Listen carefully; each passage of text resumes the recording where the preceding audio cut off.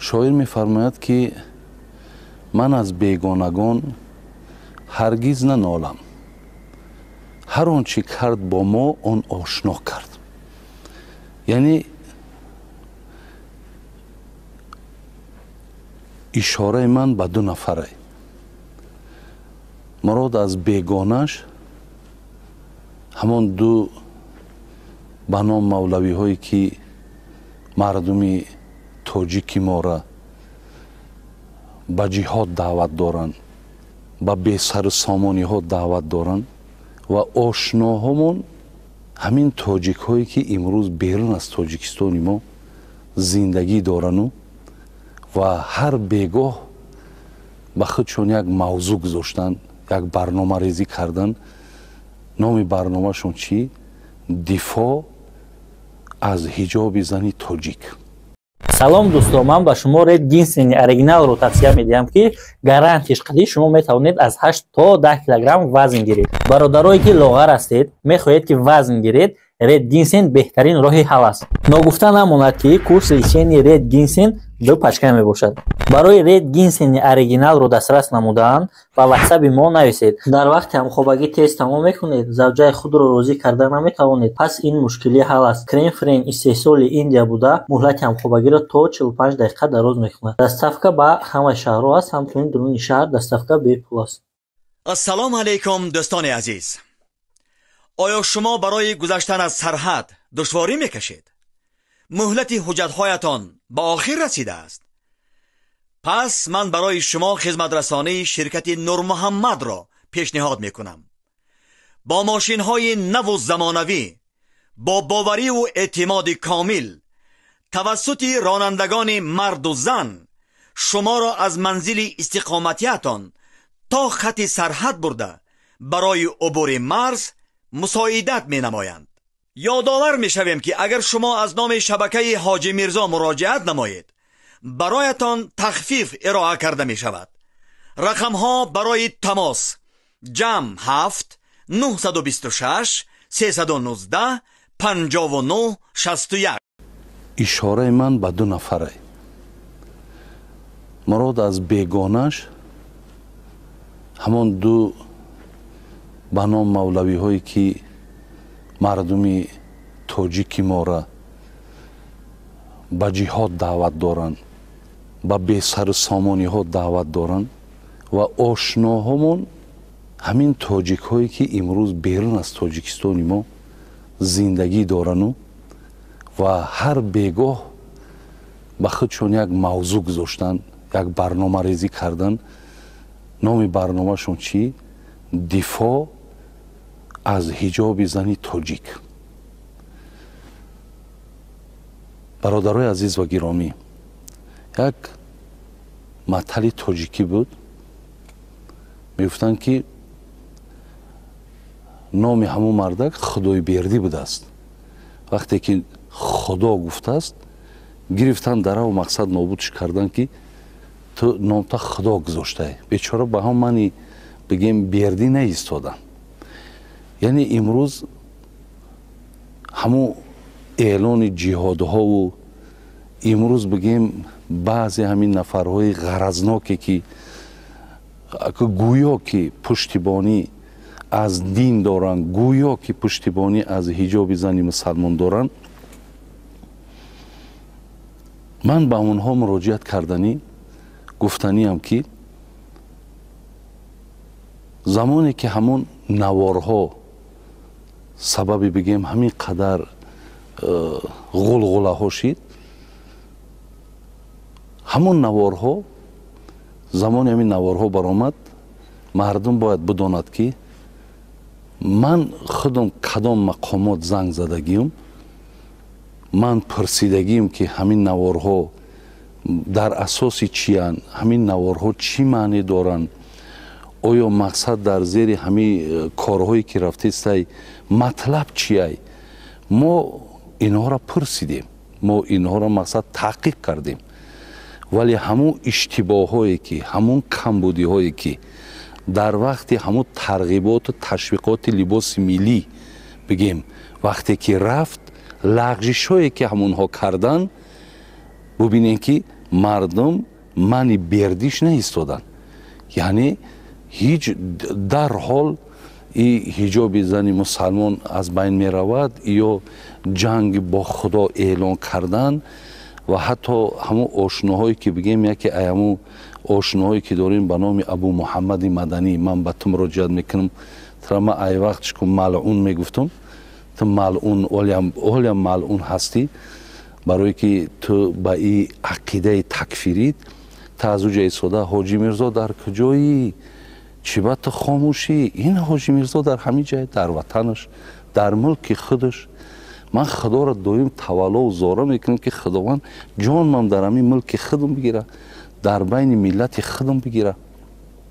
تو اکو به همین ترغیباتایی که گویا که تو دفاع ای حجاب مسلمان کیستی، تو میخوای که به همین اکو با در دل مردم خطا جا کنی و همون عقیده پلیدت هم قطعی با همون عقیده پلیدت با مردم هم مقصد طرف خود بکشی. انا همین ابلهایی که از افغانستان جهاد میگن انا ما شریکای تن. انا همین ناخوشی ها و ناآرامی هایی که مردم تاجیک ما کردیستن همه همین ایشومی انا ما عقیده های شما هن. برای می حاجی میرزا را نکاوین. حاجی میرزا در جاشه. حاجی میرزا آیت حجاب میدونه، در سوره احزاب آیت 59 را میدونه، سوره نور آیت های 30 و 31 میدونه. حاجی میرزا را الحمدلله رب العالمین که خداوند داد از همون قدر غیرت و توانایی و محبت که مثال ای دینش هم پشتیبانی میکنه، ای ملتش هم پشتیبانی میکنه، ای وطنش هم پشتیبانی میکنه. برای همین شما با این نوارها من به همه جوانهایی که هستن و شما مراجعت کردنیم که یک لغزش بگیم یا یک کمبود بگیم یا یک نافهمی ای وقت تاجی که ما میگفت که برای سلب یا کله می آوردن همین چیزو بود است. برای می ایجاد یگان دروغ همین گپو جنگ با خدا و جنگ با حجاب و نه بلکه یگان شما ده یگان سخت گپ نرسه. همین قزاق لباس خودش داره، همین قرغیز لباس خودش داره، یا بگیم عرب لباس خودش داره، ترکمن لباس خودش داره، ما هم لباس خودمان داریم. ولی لباس ما از همه همون لباسایی که همین مردم بیرون داره و درون داره با جوابگویی بگیم به همین لباسایی که به همین آیت‌های قرآن هست، به همین با مطابق لباسای ما هست. ای وقتش یگان کسالی نگفت هست مقابل جو، بلکه گفتن که لباسایی که مادرامون میپوشیدن، بین مادرامون میپوشیدن، مامه‌هامون میپوشیدن، شما نمیدونین که اون چی لباسه. برای همین در این کارها اینا غرض دارن برادرای عزیز و گرامی. اینها میخواهند که گویا که خدمت کردن، گویا که مقصد پشتیبانی شما. نه برادرای عزیز، هیچ وقت فریب نخورین، هیچ وقت فریب نخورین. این یک مراجعت ما با این آدمایی که بگیم بیرون از کشورانو علاوه مانده استن، گویا که مردم انا مقابلی گویا حجاب شده است، مقابلی دین برآمده است فلان. شکر خدای مهربان تاجیکستانی ما دا این امسال بینین 7000 حاجی میره حج میکنن. این مسجد رو ببینین، این امید با دهن پر میشه در نمازهای جمعه ما. این خیلی با بگیم در درون همین دوشنبه ما قریب هیچی نبودن، در 400-500 تا مسجد در یک درون پایتخت دوشنبه. ای شکر خدا مردم آزاد، مردم شکر عبادت چه کرده است، دعوت همون هست، گفته استیم. آخی دیگه مقصد پشتیبانی ایدین چند قدر می شود. بعدا مراجعت من با همین 2 نفری که به نام مولویایی که به نام احمد فیروز، به نام عبدالقدیری که برآمدن و جهاد اعلان کردن. برادرای عزیز و گرامی، شما یک چیز دانین که از بس که علم ندارین، شما برنامه ام را تماشا میکنین، میگین انا بهترین برنامه، انا مقصد جانم فدای همو. حالی بیننده شما در همو لایک میمونین و تای کاسه نیم کاسه را دادرای عزیز شما نمیدانین، مطلب و مقصد های را نمیدانین. برای همین بهاگذاری ها تا نادرسته، اندیشه ها تا نادرسته. با خدا قسم به خاطر خدا میگم تان، شاید که دل من آن قدری که به شما میسوزه، دل احمد فیروز به طریقه نمیسوزه. дили ӯ Абдулқадир ба туи қана месӯзад. ин қадаре ки дили ман ба тоҷики худ месӯзад. шуморо одамои сода ёфтан сӯистифодатон мекунанд. як дуюмаш ки ҳамун барномаҳои ҳаморо оли мебинен. чӣ хеле ки ман давлати доиша гуфтам ки масад Абубакри Бағдодӣ ира ки халифа мондааст? ин чӣ ҳақ ки ҷиҳод дорад? ира ки иҷозат додааст ки ҷиҳод эълон кунад? куҷо дар ин давлати исломӣ? ин омад исботша ёфт ку ҳама фаҳмид ки ҳамо кия. имрӯз оли мефаҳмем ки ҳамёам супоришиянд. ҳамёам супоришиянд. бубинем ки чӣ ба ки Аҳмади Фирӯз мақсад вақте ки толиб духтароро аз хондан ҳолон ки талаби илм фарзай ку барои мард барои зан чӣ ба ки инҳо манъ кардан чӣ ба алайҳи толиб ҷиҳод эълон накардӣ? чӣ ба вақте ки мардуми Паншер мардума киштанд тоҷикоро киштанд чӣ ба ту муқобили ҷиҳод эълон накардӣ? ту вақте ки олимои тоҷика киштанд ту нағз ёра оли мумкин гӯш кунӣ мумкин мисол мардуми афғон моро гӯш кунад ки доктор Аёзи Ниёзӣ тоҷик набуд. Мавлави Ҳаётиддин тоҷик набуд. бин Мавлонои Ансорӣ тоҷик набуд. ҳамёра кӣ кушт? Абдусаломи Обида терак кадин бечора греза шид грехпир рафт. ҳамё тоҷик набуданд. бин ҳамёра ташкил кардин. худтон медонед, худотон байни худтон гуфтестен. уна Муҳаммади Ансорӣ ҳам гуфт ки кори дасти толибай. чӣ ба алайҳи ё ҷиҳод эълон накардем? чӣ ба? бубинед чӣ ба алайҳи на ливотагарое ки дар даруни Афғонистон ба ливотагарӣ ай ҳама машҳуру маъруфен. бин чӣ ба ҷиҳод эълон намекунед? чӣ ба духтарои кӯдаки майдара ҳамун мисол ришкалонову ҳамун салакалонову ҳамун синни соло миян мехаранд 15 солаву 10 сола мисол духтароро оварда харидестанд. шумо медонед ки ҳаморо барои чӣ мехаранд? чӣ ба алайҳи ӯ мисол ҷиҳод намегӯед? чӣ ба ин қадар героинфурӯшие ки машҳурен дар рӯи олам чӣ ба алайҳи онҳо мақсад чиз намекунед? Мавлавӣ ба ном Мавлавӣ фақат матлабтон мақсадтон бинен фақат дар рӯи тоҷикай барое ки иҷа маълум аст барои оне ки мисол мора чӣ бигем ака мо одами сиёсатмадор нестам вале муносибатотон ба хотири оне ки шумо тоҷика бад мебинанд тоҷика ки мисол бениҳоят ай ҳамаи структураи давлатӣ тоҷика пеш кардагиянд. ин маълум аст ки ҳамин муносибатҳои мо ба ҳамин хотир вайронай. бин шумо аллакай ай уҷа оно ки амртон мекунанд шумо гирифта ҳамира дар муқобили тоҷик хезонда мехоҳем ки ҳамиҷаро ба ҳамон ранги кишварҳои худтонворӣ табдил битед. лекин иншоаллоҳ аз худо умедай ҳеҷ вақт дигар ин қудрата ҳеҷ кадомат пайдо карда наметавонем. ҳеҷ вақт мулки мо алҳамдулиллоҳ рӯз ба рӯз ободиай рӯз ба рӯз хубиай.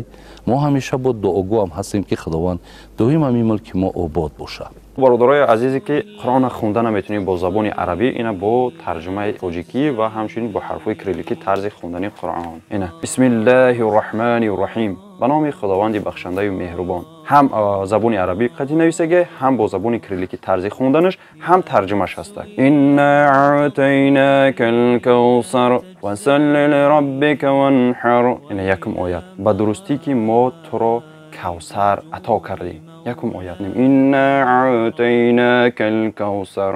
ҳар як ояте ки мехуне тарҷумаш ҳаст ҳам ва забони арабӣ нависаге ҳам ва забони кирилликӣ нависаге ҳам тарҷумаш ба забони тоҷикӣ аст. ассалому алайкум ва раҳматуллоҳи ва баракатуҳ. من میخواهم یک قصه از صبر یک زن مسلمان را برای مادرانی که رو خراشی میکنن روی کنی میکنن داد و فریاد میزنن قصه کنم.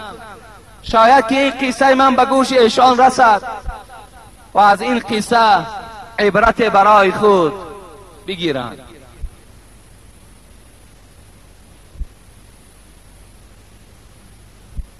سلیم که این خیلی زنی خدا ترس خیلی زنی خدا داده بود که به نام رمیسا فرزند ملحان نجاری مشهور است. ام سلیم این کنیتش بود، لیکن اصل نامش رمیسا بود. حبیب خدا گفت شب معراج اولین زنی را که در جنت من روبرو شدم این رمیسا بود. در جنت دیدمش. وقتی آواز پای شنیدم در جنت گفتم این آواز پای کی باشد؟ گفتن آواز پای بلال است. بعد از آن گفت قصر دیدم که باور کنین، گفت این خیلی قصر را تصور کرده و بیان کرده نمی شود. گفتم این قصر از آنی کیست؟ گفتن این از عمر ابن الخطاب است. اولین زنی که در جنت دیدم این کی بود؟ این حضرت رمیسا بود. همین ام سلیم. وقتی شوهر ام سلیم از دنیا گذشت، از ام سلیم یک فرزند باقی ماند به نام انس باقی ماند. آوازه مردن شوهر ام سلیم مکه مکرمه را فرا گرفت. بعد از گذشتن عده این زن، حضرت ابو طلحه که به نام زید ابن سهل نجاری است، ابو طلحه باشد کنیتش است، خبردار شد که رمیسا یعنی ام سلیم شوهرش مرد است. خیلی ابو طلحه خرسند شد. برای چی؟ به خاطر که ام سلیم بسیار زنی صادقه بود، بسیار زنی خدا ترس بود و بسیار جمال خوب داشت. میگوید ابو طلحه را حکایه میکند در کتاب همین صحابه های گرامی که عبارت از 7 جزء است. برادران زاهدان این کتاب چاپ کردند. میگوید ابو طلحه و زمان خودش ایمان نداشت. به خانه ام سلیم آمد، در را تق تق کرد. ام سلیم گفت وارد شو. داخل خانه شد. ابو طلحه گفت ای ام سلیم، من قصه را کوتاه میکنم زیرا وقتم کم مانده است. ای ام سلیم گفت میدانی برای چی آمدم؟ گفت نه.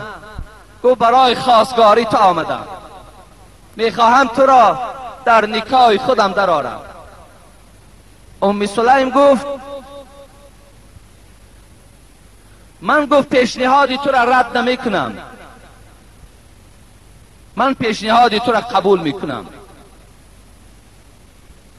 ابو طلحه که بسیار دولت و سولت داشت فکر کرد که ام سلیم به خاطر دولت و سولتش گفت که من سخنی تو را رد نمی کنم.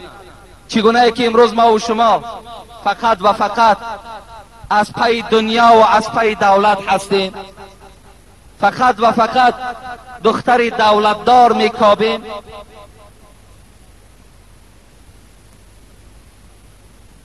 من گفت پیشنهادی تو را رد نمی کنم، لیکن تا زمانی که ایمانی بر محمد نمیاری تو برای من شوهر نیستی. ابو طلحه گفت ای ام سلیم، گفت از زرد و سفید خیلی زیاد برخوردارت میکنم، لیکن این ایمان محمدی را برای من پیشنهاد نکن. زرد و سفید چی بود؟ از طلا و نقره، طلا و نقره فراوان دارم برای تو نصیب میکنم، لیکن از ایمان محمدی برای من پیشنهاد نکن. فکر کرد که زنی هست که دوستدار دنیا و تکیه بر دنیا دارد. گفت ابو طلحه گفت به خدا قسم، گفت اگر تو ایمانی بر خدا نآری، گفت من تو را به شوهریم گفت انتخاب نمی کنم. ابو طلحه در حیرت ماند، در حیرت ماندند.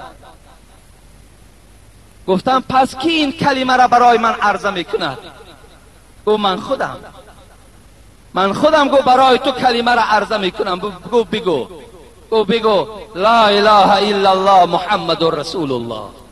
خدا یک و یگانه هست، محمد بنده او و فرستاده اوست.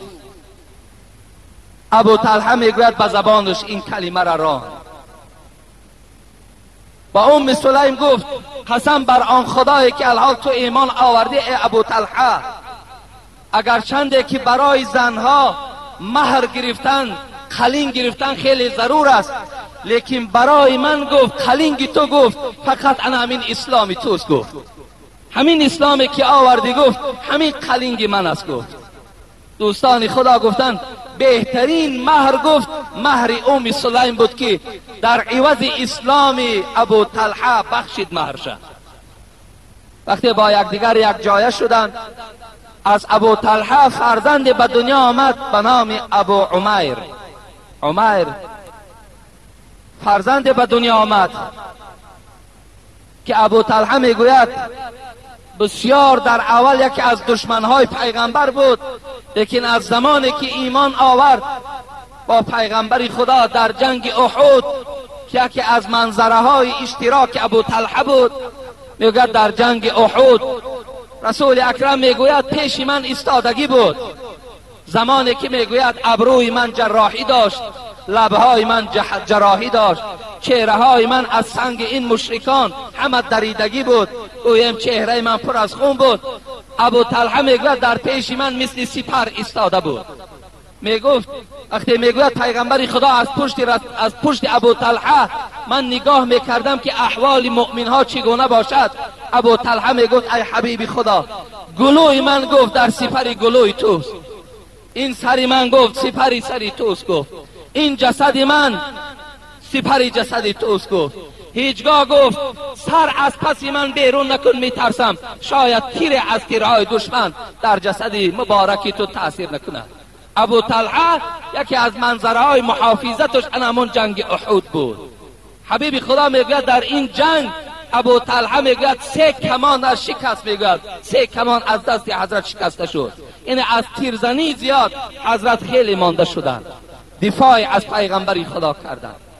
از همین ابو طلحه فرزندی که عمیر گفتگی به دنیا آمد، میگوید یک زمان دسرویک شد، بسیار دسرویک بود و حتی میگوید حبیب خدا همین فرزند ابو طلحه را گاه نوازش میکرد، گاه حزن شوخی میکرد.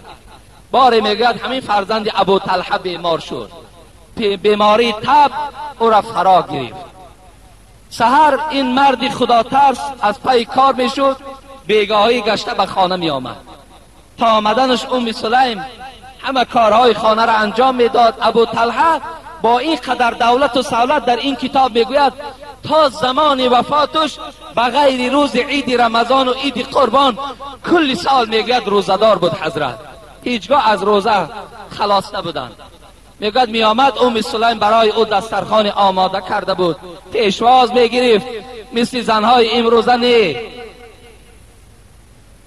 که وقتی شوهر به خانه می آید درک زن نیست، وقتی شوهر به خانه می آید استقبال از جانب زن نیست، دستگیری از جانب زن نیست، چهره تبسم از جانب زن نیست، مثل این زنها نبودند.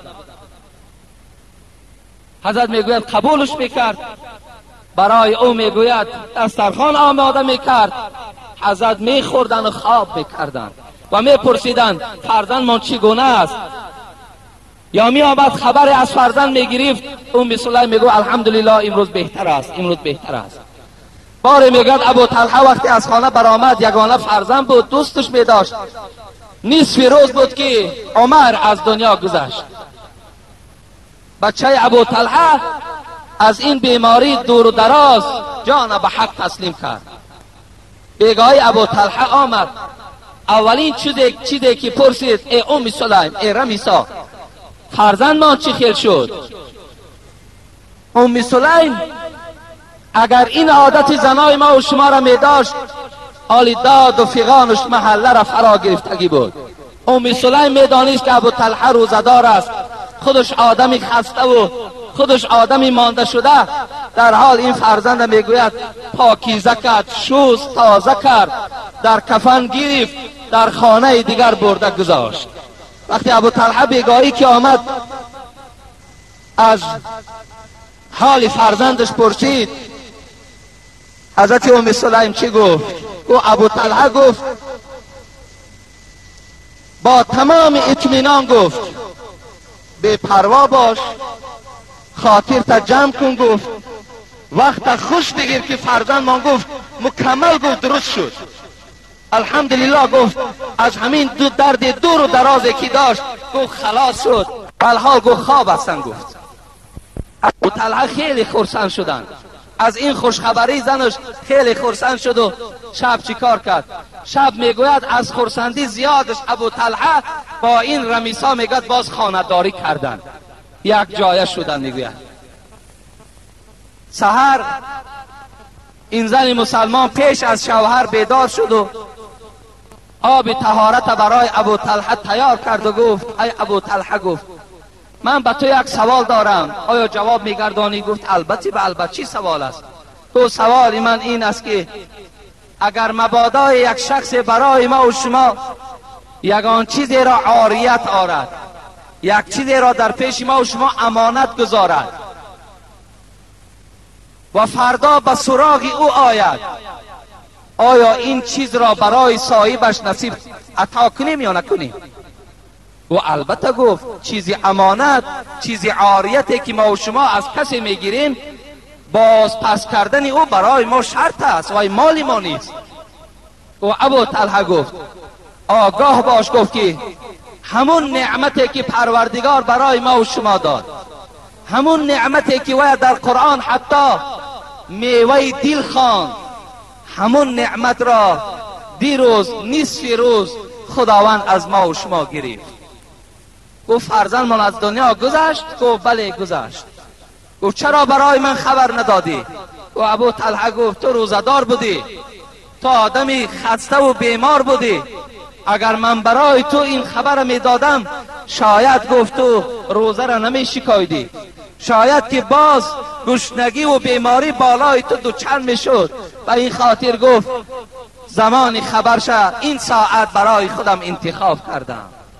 ابو طلحه میگوید دوام به نزد حبیب خدا رفت. گفت ای حبیب خدا، گفت این معامله را گفت رمیسا برای من گفت آماده کرد، شب مرا از مرده فرزندم خبر نداد. حبیب خدا میگوید دست برداشت و گفت خدایا، گفت در همین همخوابگی که امشب ابو طلحه با همراهی رمیسا کرد، ام سلیم کرد، خدایا در همین همخوابگیشان برکات نصیب کن.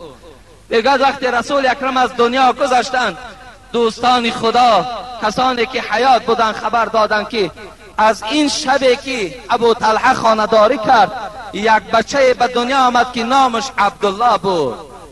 بعضی روایت ها که از این عبدالله، بعضی روایت ها که از همین رمیسا 10 فرزند به دنیا آمد که همش حافظ قرآن بودند، همش یک جای حافظ قرآن، خدمت کننده در راه دین اسلام بودند. بین به خاطر چی؟ به خاطر که صبری که حضرت سلیم در این مصیبت انجام داده بود. و این خاطر از همه شما برادران عزیز و گرامی خواهش ما هم این است که هر مصیبت و هر آفت و عذاب و رنج و شکنجه که بالای ما و شما می آید، اگر ما صبر کننده باشیم، اگر او را ما و شما استقبال کنیم، اگر ما و شما با او شکرانه کنیم، انشاءالله در نزد پروردگارمان ما و شما جزای خیلی کلانی را برخوردار می شویم. انشاءالله وقتی ما و شما انجام یافت، اینجا یک دو مکتوبی هست، اینها را من برای شما می خوانم و بعدا انشاءالله دعا می کنیم. خدا خواسته باشد جمعه آینده هم در اطراف این موضوع با شما صحبت می کنم. اگر مبادای وقتا شد بعد این سوال هایی که باز به شماری که برای ما و شما آمده است انشاءالله جواب می گردانم. خیلی منتداری خودم را از برادرمان خورشید و برادرمان عبدالمجید که چند ماه ما منتظر همون قالین های فرموده بودیم، الحمدلله که اون قالین ها آمدن و اون قالین ها را البته علاکه در مسجد پهلوان راست کردن، همشان دوخته شد، بالای اونها علاکه مردم نمازخوانی دارند. از پروردگار مسئلت دارم که خدای مهربان دولت این بنده خود خورشید و عبدالمجید را باز هم زیاده بگردانه بود. خداوند باز هم محبت این دو جوان نسبت اسلام و مساجد زیاد بگرداند و خداوند گذشتگانشان رحمت و مغفرت بگرداند. هر مرادهایی که دارند خدایا با فضل و کرم خودش برآورده بگرداند.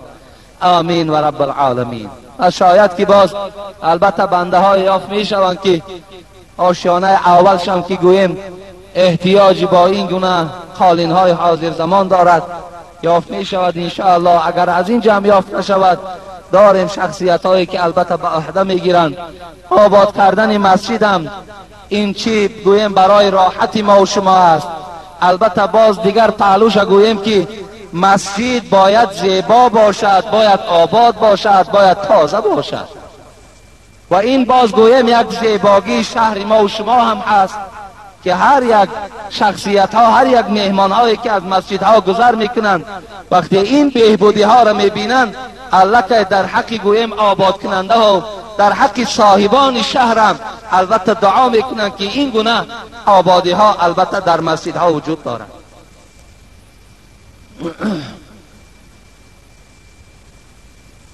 سلام داملای بسیار محترم حاجی مرزا، فرستاده ناچیزی مرا گرفته در حق جگربند من که بسیار حال اخلاصمندی شما هست، دعای تن و جان و سلام دهید.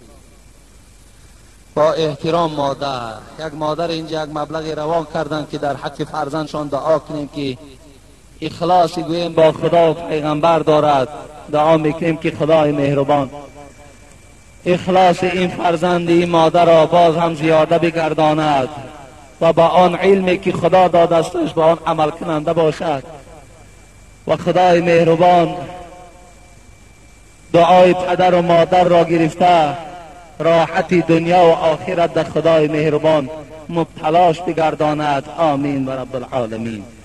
یک مخلص ما از رایان گویم رودکی میگوین الحال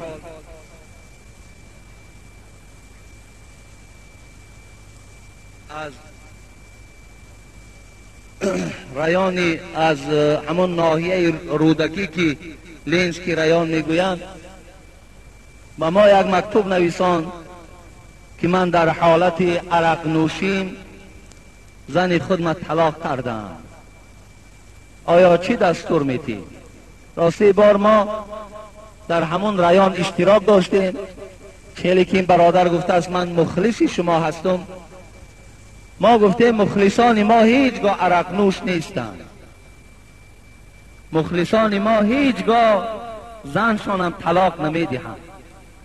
زیرا این قدر صحبت هایی که ما در اطراف این موضوع ها کردیم و این نشانه جوانمردی و نشانه بهبودی حیات و شرف و قدر شما را نشان نمیدهد که شما خواه عرق نوش باشین، خواه زنهاتان طلاق دهین. اینا هیچ غیرت و جوانمردی شما را نشان نمیدهد.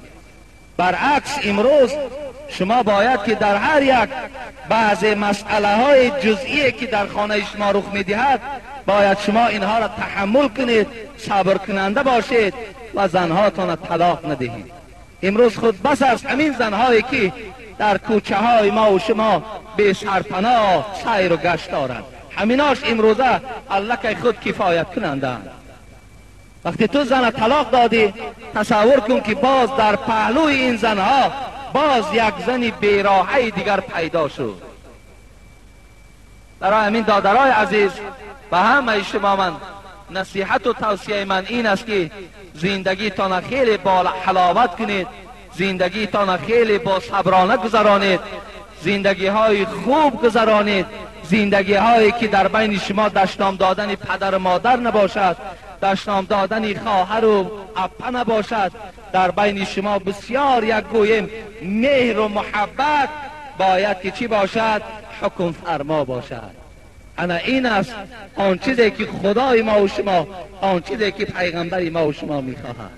و آخر دعوانا ان الحمد لله رب العالمین. اینجا برادر من استاد قالین که از عبدالکریم از خوجند آمده و این قالین ها را راست کردن در حق سمتن دعا کنین.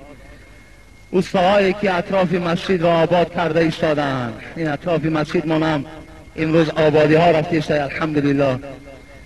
بابا خان از کارج پایان مادرش بیمار است، گفتم دعا کنید 10 سامانی دادم. خب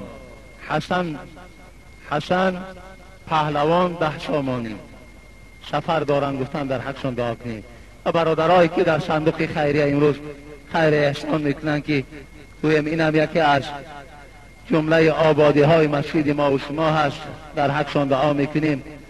خدای مهربان این خیر احسان هایی که از جانب این بندگانی تو شد و این بندگانی که امروز از ما دعا طلب هستند، خدایا هر مرادهایی که دارن مرادهاشون حاصل و گذشتگانشون خدا رحمت و مغفرت و بیماری هاشون خدا شفای کامل و شفای عاجل نصیب و روزی بگردانی. آمین یا رب العالمین.